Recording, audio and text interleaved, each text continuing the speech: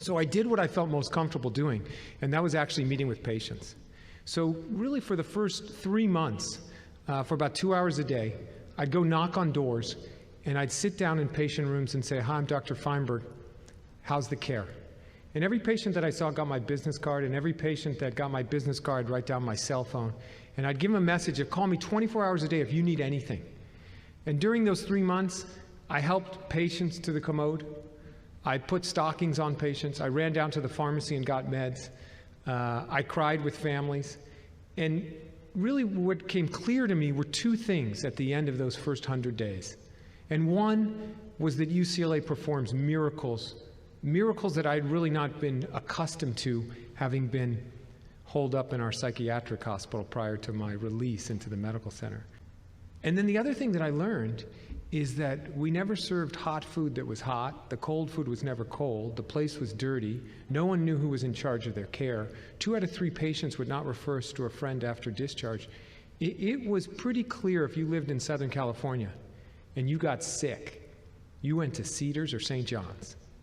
If you were dying or needed a particular knuckle transplanted to another knuckle, we might have that guy. And you came to us, and I'm not sure what our mission statement or our purpose was 4 or 5 years ago, but it should have been something like, "We're UCLA, and you're lucky to see us." Now, I'd come from the psychiatric hospital, which was connected through the Center for Health Sciences. This is before our move.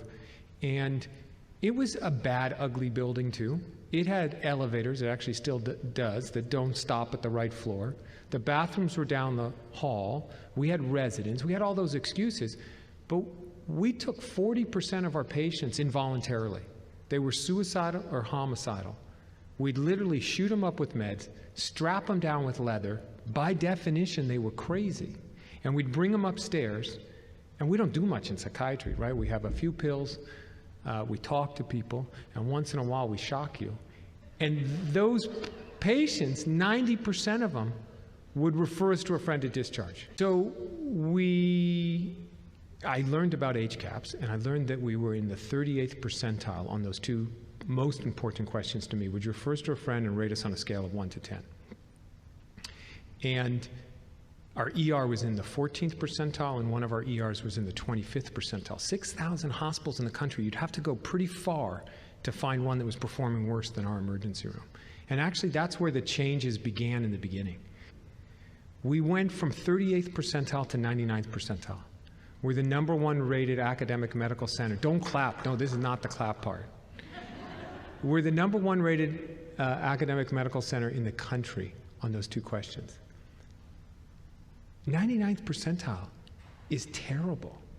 To be 99th percentile on those questions, you have to have 86 out of 100 people check the box off number 9 or number 10, or check the box that says always. That means 14 patients that we've seen at UCLA, 14 out of the last 100, don't think that we're spectacular.